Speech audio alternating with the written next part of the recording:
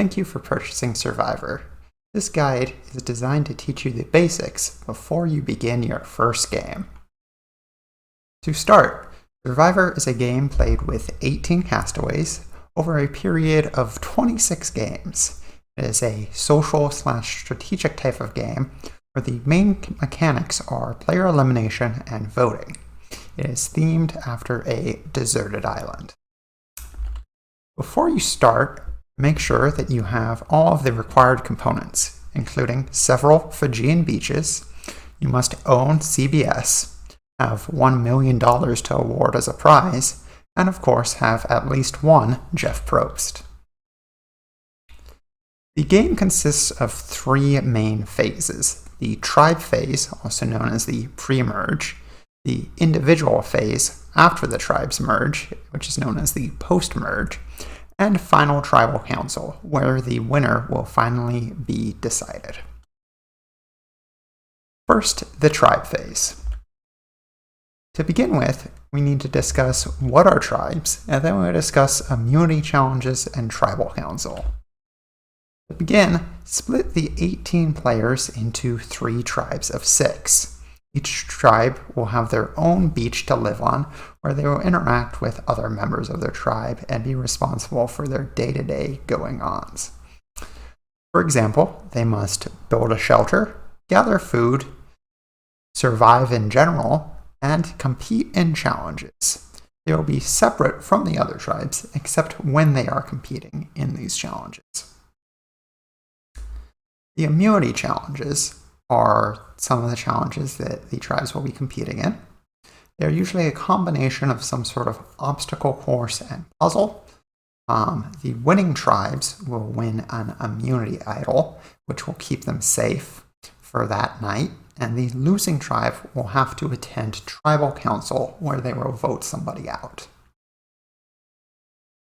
At tribal council, Jeff Probst will grill the tribe about the life that they are living, their camp life, how they did in the challenge, what the interpersonal relationships are on the tribe, how they decided who they want to vote out, etc.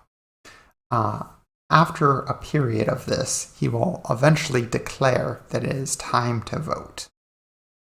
When this happens, each player will get the opportunity to cast a vote for the person on their tribe who they want to lead. Each player casts this vote secretly away from the other player. Jeff will read the votes publicly, and once one player is guaranteed to have the most votes, Jeff will declare that that player has been eliminated. Note that this does not have to be a majority of the votes, but merely a plurality. The tribe continues to exist, but they will now be down a player. There are a few key catchphrases that Jeff says at Tribal Council. The first time players come to Tribal Council, each player is given a torch, which they must light in the central fire, and this ties into the theme of fire within Survivor. For example, in this game, fire represents your life, and when your fire is gone, so are you. This is particularly apt because when a player is voted out, Jeff says the tribe has spoken, and then he has them bring him their torch, and he snuffs it before they leave the tribal council area. Following the tribal phase, we move on to the individual phase, also known as the post-merge. The individual phase is made up of immunity challenges and tribal council, much like the pre-merge or tribal phase, but there is also a fire-making component at the end of it. Now, the reason the individual phase is called the post-merge is because the tribes will become one larger tribe. So the game starts with about 18 people, and we get down to about 12 or 13. We are now one single tribe. The immunity challenges at this point will only have one winner because each player will be competing individually, and they are often more endurance focused. For example, in this challenge, players must hold on to a pole, and whoever can last the longest wins. But there can still be obstacle courses or puzzles. It just depends on the challenge. The winner will get individual immunity just for themselves. Tribal Council in the post-merge is similar but slightly different from the pre-merge. In this case, all players attend because the whole tribe is there, even the person who won immunity. The difference is that the person who wins immunity cannot be voted for, but they still get to vote and still attend Tribal Council. The merged tribe is much larger than the individual tribes to start with. It can be, say, 13 people, whereas the individual tribe is 6 people, but it will, of course, shrink as the game goes on. The rules about who goes home are the same. Whoever gets the most votes is eliminated. However, at this point, voted out players become part of the jury, and the jury will eventually decide who the winner is. But more on that in a moment. The final aspect of the individual part of the game is Final Four fire making. When there are 4 players left in the game, there is a special challenge at Tribal Council. How this works is that there is previously an immunity challenge, and the winner of that immunity challenge gets to choose 2 of the final 4 players to make fire. Among those final 2 players, whoever can build a fire faster that will be large enough to burn through this string wins. The other player loses and is eliminated. The 3 players who were not eliminated are the finalists and will attend Final Tribal Council. At Final Tribal Council, the 3 finalists get to tell the jury and pitch their case for why they should win. And this is also the first opportunity that the jury gets to ask questions about their game and why they made the decisions they did. There's no set criteria. Jurors can vote any way they want for any reason they want. But Survivor's motto is outwit, outplay, outlast. So the themes of, did you know what was going on in the game? Did you strategize? Did you do well in challenges? Were you scrappy and finding a way to make it through the game on your own efforts? Are all questions that are relevant to a jury typically. Each jury member will vote for which of the 3 finalists they want to win the game. Jeff will tally the votes, and whoever got the most vote will win the game and the $1 million prize that comes with it. Now, those are the rules. However, there is some basic strategy that is helpful to know before you begin your first game. We are going to talk about alliances, advantages that you can find within the game, some defensive strategies to counter those advantages, and how to handle threats and your own reputation. To start, we will discuss alliances. Alliances, simply put, are a group of players who choose to vote together at Tribal Council. By voting together, they can ensure their own safety by voting out somebody outside the alliance. Oftentimes, there is a majority and a minority alliance, where the majority has control and usually gets to decide who is voted out. However, players may decide that they are unhappy with their alliance and change who they are working with, so these alliances are not necessarily set in stone. Next up, we have advantages. The first of the 3 advantages that we will discuss is the hidden immunity idol.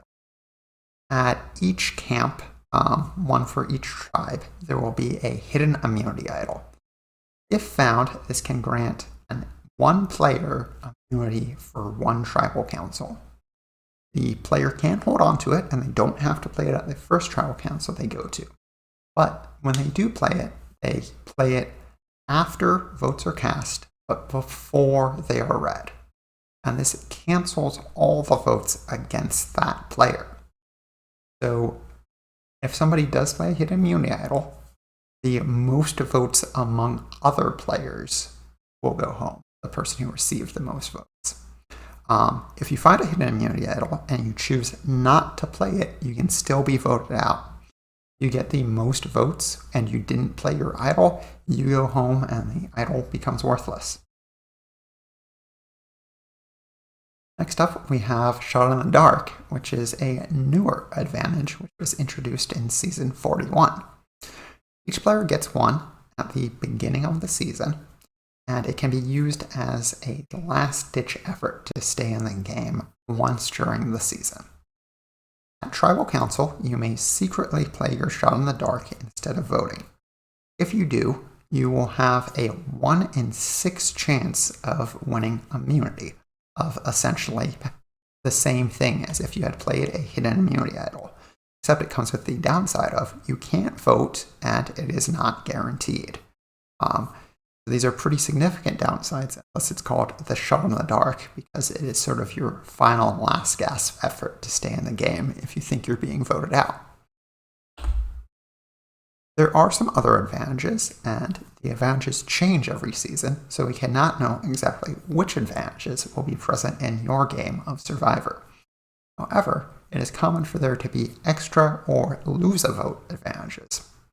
A player may find an extra vote, and then they can choose at a tribal council to play it, but similar to other advantages, it is one-time use, and players may either get voted out before they have the opportunity to use it, or they may play it at a poorly time when it's not useful to actually use. Players must make those decisions for themselves. A player may also have the opportunity to risk their vote to try to win an advantage. Sometimes players may lose when they take these risks and end up down a vote for a period of time. In either case, the number of votes may differ from the number of players, either because players got extra votes or because they lost their vote. Next, we have some defensive strategies for how to deal with these advantages. The first strategy is the Blindside. So a hidden immunity idol or successful Shot in the Dark means that the player who played it is safe, and if they were going to receive the most votes, another player must go home instead. For this reason, it is safest to vote for somebody when they don't know that they're going home. If you successfully pull this off, this is called a blindside. Similarly, you may counter an idol with a strategy to cast votes in a way that negates some of the power of the idol. For example, if the vote was initially 7-2, and the person who received 7 votes played a hidden immunity idol, then whoever received 2 votes would go home instead. However, if the alliance of 7 players had instead decided to split their votes, i.e. they could have played it 4 votes on player A and 3 votes on player B, then the vote would have been 4-3-2. If player A had played the hidden immunity idol in this case, the 4 votes against them still would have been cancelled, but there still would have been 3 votes against player B, and that would have ensured that player B went home instead of a member of the majority. In order to split a vote, you need to have at least 2/3 of the vote so that you can split it and still have as many votes as the 1/3 of votes in the minority. Finally, we need to discuss threats and reputation. In the game of Survivor, there is only one winner, and only 3 finalists can make it to Final Tribal Council in order to plead their case to the jury. When you have players who are very strong at challenges or very socially adept or strong in other ways, they can potentially win the game or take up a spot at the Final Tribal Council if they can get there. Therefore, voting out threats can help your odds in order to win or at least make the finals so you can plead your case. However, because players want to vote out threats, in some cases it can be beneficial to keep threats momentarily, as other players will be forced to vote out the threat at a later point in the game. Additionally, just making it to the finals is not enough to guarantee that you will win. Oftentimes, players talk about the need to build a resume before Final Tribal Council. If you build a resume, that is a set of gameplay things that you have done, whether it be challenge wins or votes you've organized or anything else that you can use as your pitch for why you should win the game. However, if you build a resume too soon, that may inadvertently make yourself a threat and want other people to vote you out because of it. So you need to balance this act of voting out threats, keeping people that other people might want to vote out, and also building your reputation large enough that you can be the most desired finalist for the jury to vote for at the end. If you manage to pull this all off, you will win Survivor and the title of Sole Survivor and the $1 million prize. In conclusion, we again thank you for purchasing your copy of Survivor. We hope you will enjoy your first game. This is a game of strategy, social maneuvering, and survival. So make sure to outwit, outplay, and outlast to become the sole survivor.